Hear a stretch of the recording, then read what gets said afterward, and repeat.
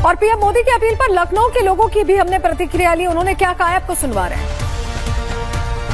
प्रधानमंत्री नरेंद्र मोदी ने अपील की है कि 1 साल तक सोना ना खरीदें, पेट्रोल डीजल का कम इस्तेमाल करें।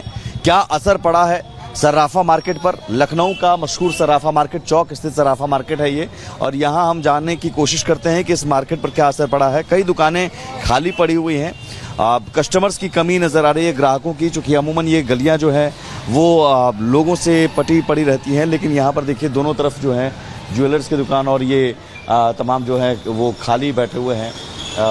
जो दुकान है वो खाली है। अगर मैं बात करने की कोशिश करूं, सर क्या मोबाइल देख रहे हैं, मतलब कस्टमर्स नहीं आ रहे हैं? कस्टमर नहीं आ रहे हैं। कस्टमर नहीं आ रहे। अब तो मोदी जी ने भी कह दिया कि 1 साल तक सोना ना खरीदो। क्या करे आदमी। हम लोग तो परेशान है, मोदी जी ने तो कह दिया, हम लोग तो परेशान है। यहाँ तो एक कस्टमर भी नहीं है। कस्टमर नहीं है, पहले से ही कस्टमर घटे हुए थे, अब तो और नहीं है। और कस्टमर नहीं है। ये कह रहे हैं कि भाई संकट का समय है, आप अब अपील कर रहे हैं। भाव का भी फर्क है और कुछ जो है वैसे भी मोदी जी के वजह से। तो इस अपील को लेकर क्या कहेंगे? अपील जो उन्होंने किया है, क्या कहेंगे? अब वैसे तो सन्नाटा है, हम लोग बैठे हैं, खाली काम धंधा है नहीं, कैसे खर्चे चलेंगे? कैसे खर्चे चलेंगे? चलिए, तो ये एक दुकानदार जो भी ज्वेलरी दुकानदार हैं ऐसे ही अब खाली बैठे हुए हैं, कोई कस्टमर नहीं है।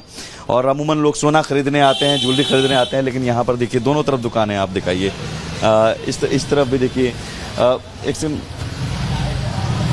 ये क्या सर, कस्टमर्स आ रहे हैं?